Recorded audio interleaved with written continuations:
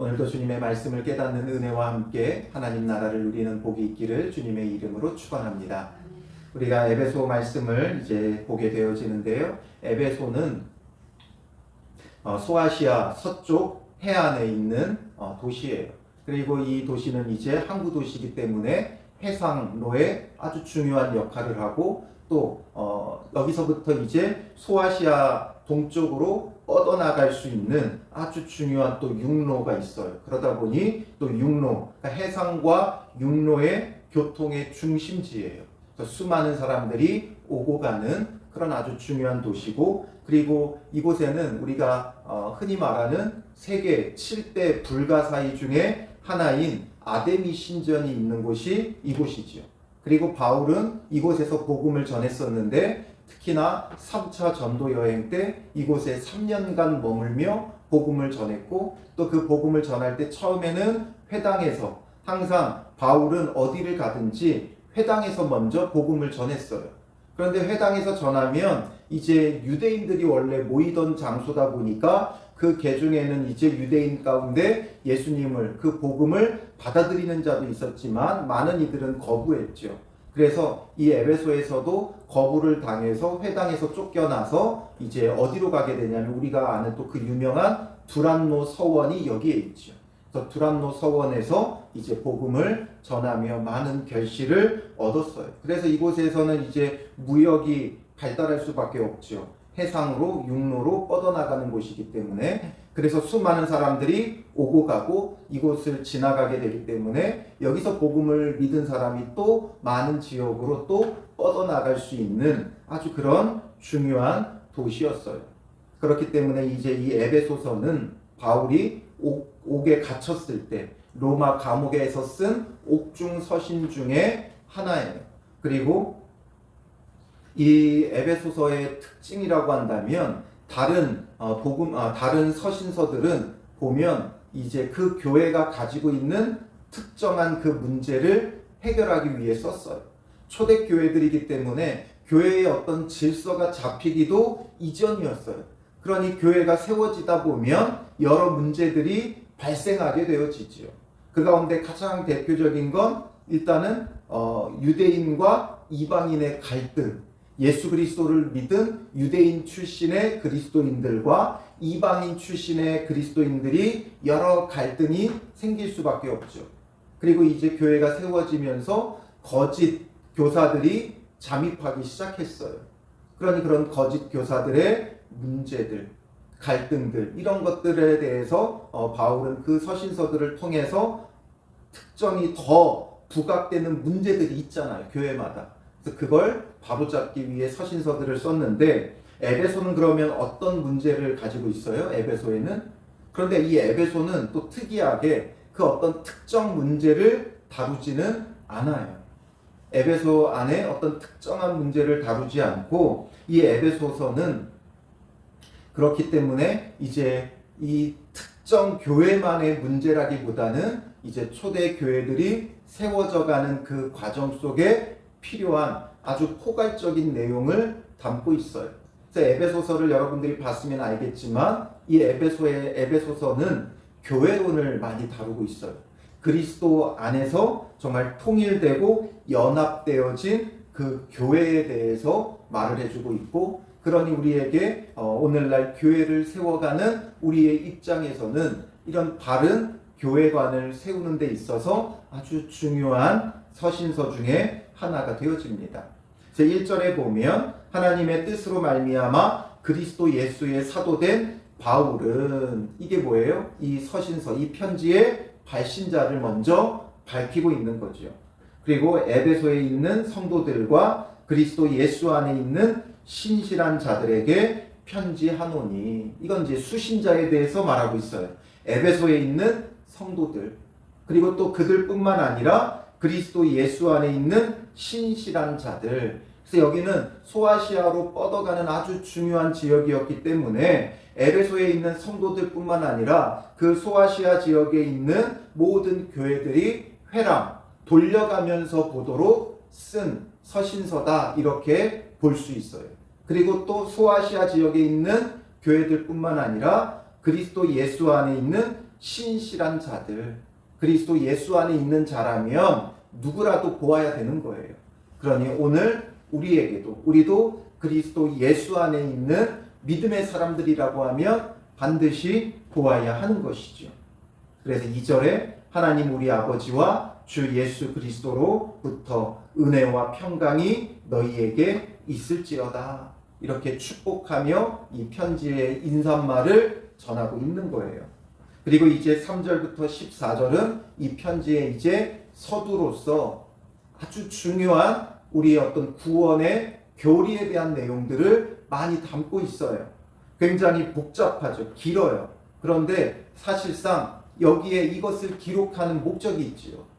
보면 3절부터 6절은 성부 하나님, 그리고 7절부터 12절은 성자 예수님, 그 다음에 13절부터 14절은 성령 하나님에 대해서 우리의 구원을 이 삶 위에 하나님이 어떻게 이루셨는가를 말씀해 주고 있어요.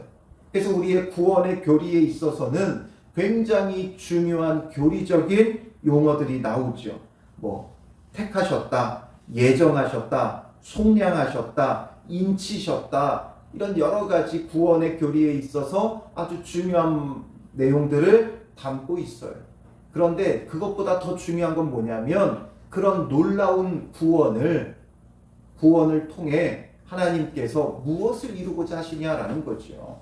우리가 성경을 볼 때 구체적으로 그 내용을 하나하나 이해하는 것도 중요하지만 그것보다 더 중요한 건 뭐예요? 하나님께서 무엇을 말씀하시려는가라는 거죠. 우리가 말을 할 때 1분, 2분, 3분 이야기할 수 있죠. 그런데 그 말을 하는 이유와 목적이 있어요. 그런데 우리는 엉뚱한 말에 꽂혀가지고 그 말을 전체적으로 이해하지 못할 때가 많죠. 왜 성부 하나님을 통해 성부 하나님이 우리를 택하시고 예정하셨는가? 왜 예수 그리스도를 통해 속량하셨는가? 또 왜 성령 하나님으로 인치셨는가? 이게 중요하죠. 이 내용을 우리가 분명히 알아야 되지만 근데 왜 이것을 하셨고 왜 바울은 여기서 이것을 말하고 있는가? 그 목적을 우리가 이해해야 돼요. 그래서 3절부터 6절에 보면 성부 하나님께서 우리의 구원에 어떤 일을 하셨어요? 바로 구속의 계획이에요. 하나님께서는 계획하시고 이 모든 것을 주관하시고 섭리하셨어요.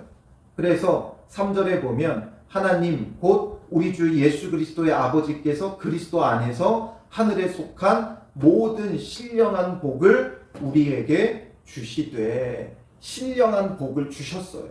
하늘에 속한 모든 신령한 복을 우리에게 주셨다. 하늘에 속한 모든 신령한 복은 그럼 뭐예요?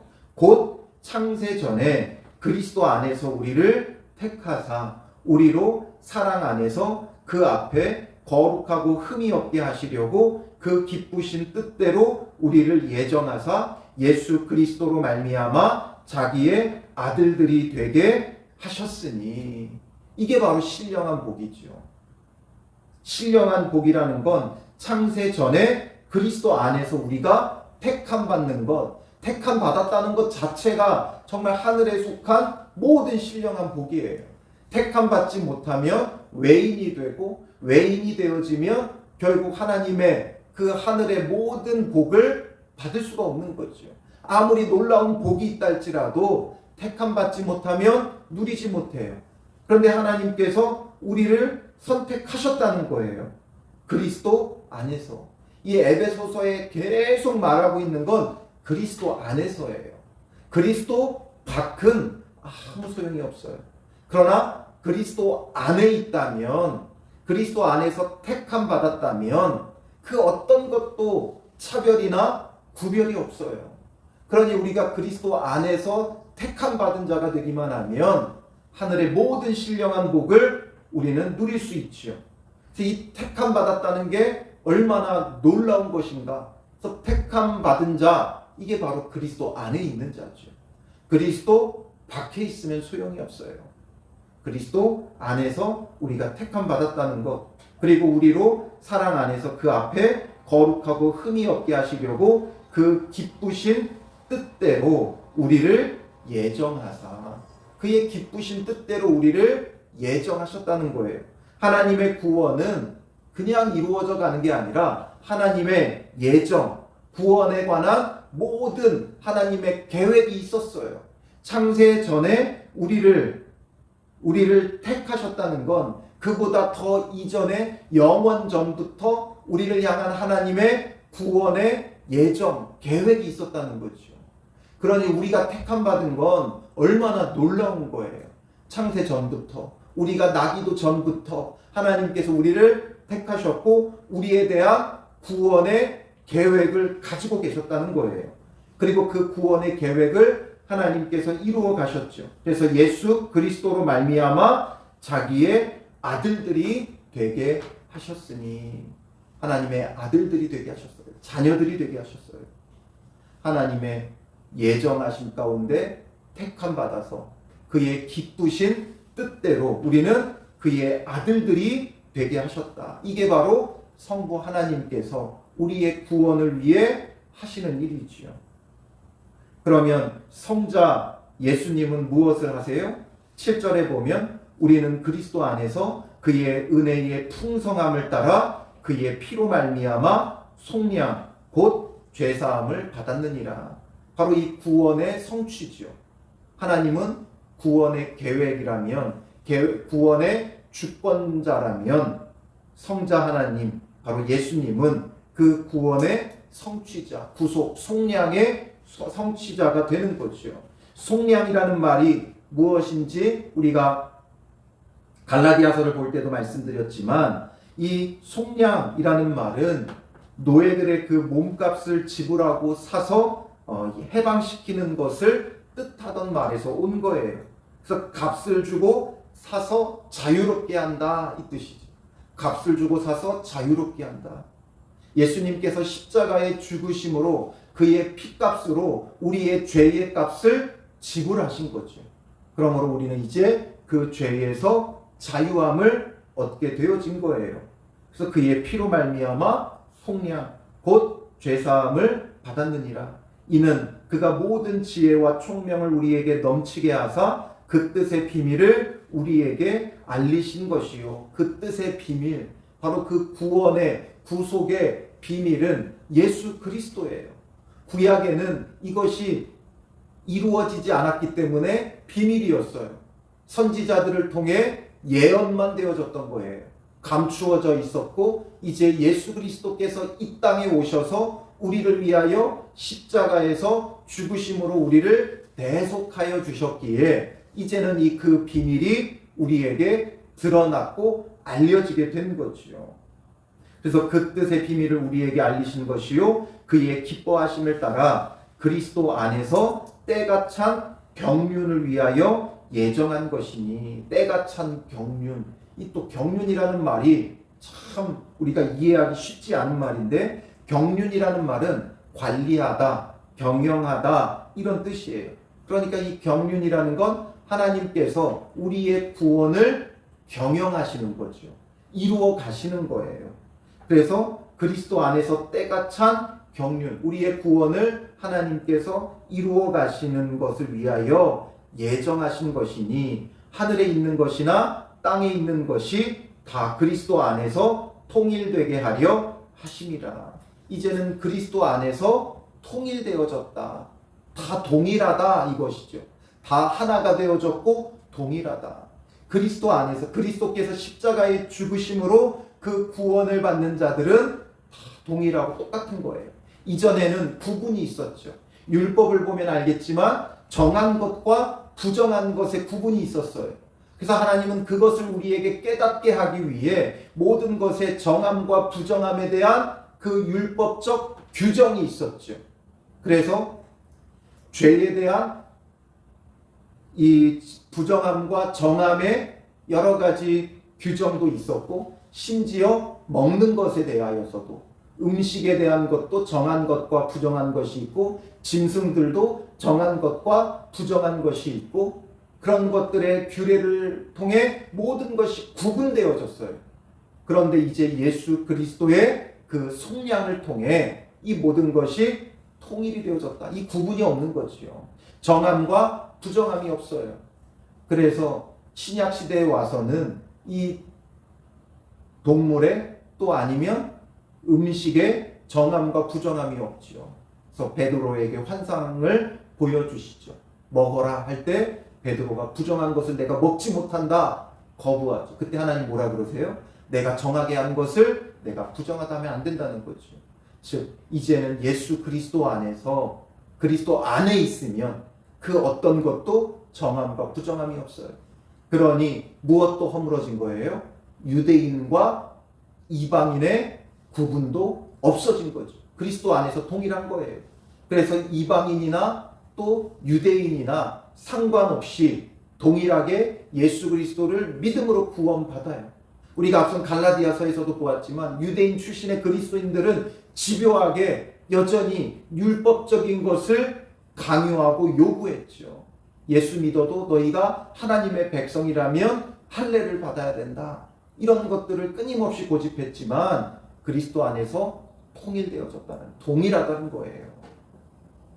할례자나 무할례자나 유대인이나 이방인이나 아무런 구분이 없어요. 통일되어졌어요. 그게 바로 예수 그리스도의 속량으로 가능한 거죠. 율법에는 구분이 있었지만 이제 율법을 완성하신 예수 그리스도 안에서는 통일되어졌다라는 거죠.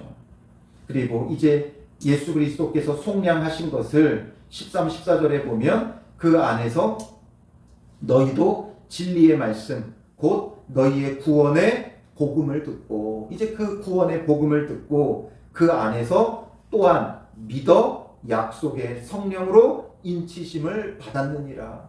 그래서 그 복음을 믿는 자, 그 믿는 자에게는 성령을 주시는 것이고, 성령 받았다는 건 뭐예요? 인치셨다. 정확하게 확증하셨다라는 거예요. 그러므로 성령 받은 자는 구원의 확신을 가질 수 있는 거죠. 하나님께서 나를 창세 전부터 택하시고 예정하시고 나를 위해 그 아들 그리스도를 주셨고, 그리스도 안에서 믿어 나는 속량받았다라는 것, 나는 속량받았다는 것, 이것을 우리는 확증할 수 있는 거예요. 확신할 수 있는 거예요. 성령 받았기에 이제는 성령을 따라 행하며 구원이 확실하게 증거되어지고 있다라는 것을 알 수 있죠. 그래서 성령은 구속에 적용을 하시는 거예요. 적용되게 하시는 거예요. 나의 것이 되게 하는 거죠. 그 구원이, 그 속량이 내 것이 되도록 성령으로 인쳐주셨다라는 거예요. 너무나 심오한 이 하나님의 구원, 너무나도 깊고도 깊죠. 사람의 방법과는 다른 너무나도 깊고도 크고 넓은 하나님의 구원, 이것을 우리가 생각하면 나를 위한 이 구원이 창세 전부터 예정되어 있고 내가 택함 받았다는 거예요. 그럼 이 이야기를 하는 목적은 뭐예요? 이 목적은 계속 말하고 있는 게 뭐예요? 찬송하리로다. 찬송하리로다. 3절에 뭐로 시작했어요? 찬송하리로다.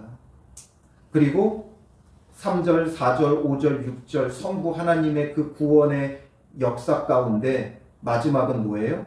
그의 은혜의 영광을 찬송하게 하려는 것이라. 또 7절부터 12절에 성자 예수님의 그 구속의 성취의 마지막에 뭐라고 말해요? 12절에 그의 영광의 찬송이 되게 하려 하심이라. 또 13, 14절에 성령의 구속의 적용에 대해 말하면서 마지막에 그의 영광을 찬송하게 하려 하심이라. 즉 성부, 성자, 성령 하나님의 이 구원의 일을 우리가 바르게 알면, 바르게 믿으면 하나님의 그 구원을 우리는 뭐 할 수밖에 없어요? 찬송할 수밖에 없죠. 그리고 이 찬송이 바로 뭐예요? 예배예요. 우리가 어떤 순서 이런 것들을 지켜서 찬송가 부르고 기도하고 설교 듣고 이게 예배가 아니라 이 하나님의 구원을 우리가 온몸으로 깨달아 알아 찬송이 절로 나오는 것, 이것 자체가 하나님을 예배하는 거지요. 그러니 바울은 이 에베소서를 기록하면서 하나님을 찬송하고 있는 거예요. 하나님을 예배하고 있는 거예요. 우리가 무엇을 하든지 먼저 하나님을 예배하고 예배로 시작하고 예배로 마쳐야 돼요. 그건 하나님의 이 구원을 우리가 고백할 수 있고 이것을 찬송할 수 있어야 돼요. 하나님의 그 택하시고 예정하시고 우리를 속량하고자 하시는 하나님의 그 놀라운 그 구원을 우리가 누리고 있기에 이 구원을 날마다 우리는 뭐하는 자가 되어야 돼요? 찬송하는 자가 되어야 돼요. 그러므로 우리가 찬송할 때는 그냥 내가 흥겨워서 하나님을 찬송하는 것 아니고 또 내 마음이 힘들고 어려워서 찬송을 부르는 것도 아니고 찬송의 핵심은 어디에 있어요? 바로 이 하나님의 구원에 있어요. 성부 하나님의 그 구원의 계획, 성자 하나님의 속량, 성령 하나님의 이 구속의 적용, 이것이 우리의 찬송의 핵심이 되어야 돼요. 좋은 일 벌어지는 것도 중요하죠. 그러나 정말 우리가 누리는 복은 뭐예요? 바로 이런 구원의 신령한 복이죠. 하늘에 속한 모든 신령한 복이 바로 우리의 구원이에요. 세상적으로 뭐 좋은 일이 있고 없고를 떠나 진정한 복은 우리가 이렇게 구원받았다는 게 복이죠.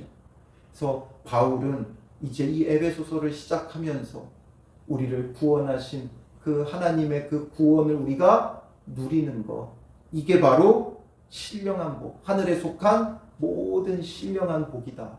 그래서 우리는 이런 복받은 자라는 것, 그러므로 하나님을 찬송해야 돼요. 하나님의 창조의 목적에 대해서 웨스트민스터 소요리 문답 제1문에는 뭐라 그래요? 사람의 제일 되는 목적은 무엇입니까? 그 답변은 뭐예요? 하나님을 영화롭게 하고 그 이름을 영원토록 즐거워하는 것이다 말하죠. 이게 바로 하나님이 우리를 지으신 목적이기도 하고 하나님께서 우리를 택하여 구원하신 목적이기도 해요. 왜 구원하셨는가? 왜? 하나님을 찬송하게 하려 우리를 지으시고 구원하신 거예요. 그러므로 우리의 제일 되는 목적은 바로 하나님의 구원을 찬송하는 거죠. 그러므로 오늘 하루도 우리의 창조의 목적에 맞게 또 우리의 구원의 목적에 맞게 하나님의 구원을 정말 온 몸과 온 영혼으로 찬양하는 복된 하루 되시기를 주님의 이름으로 축원합니다. 기도하겠습니다. 살아계신 아버지 하나님, 우리에게 너무나도 놀라운 하나님의 구원을 허락하여 주심을 감사를 드립니다. 이전에는 비밀이었던 것을 예수 그리스도를 통해 우리에게 드러내 주시고 창세전부터 택함받고 예정되어진 우리가 이 구원을, 이 속량을 누릴 수 있도록 인도하여 주심을 감사합니다. 예수 그리스도를 믿음으로 성령을 허락하여 주시고 하나님의 자녀로 인쳐 주셨사오니 우리가 구원의 확신을 가지고 우리가 받아 누리는 이 구원을 마음껏 찬양하며 하나님 앞에 영광 올려드리는 믿음의 사람들 되게 하여 주시옵소서. 오늘 하루도 먹든지 마시든지 무엇을 하든지 하나님을 찬양하는 하루가 되게 하여 주실 줄 믿사오며 예수님의 이름으로 기도합니다. 아멘.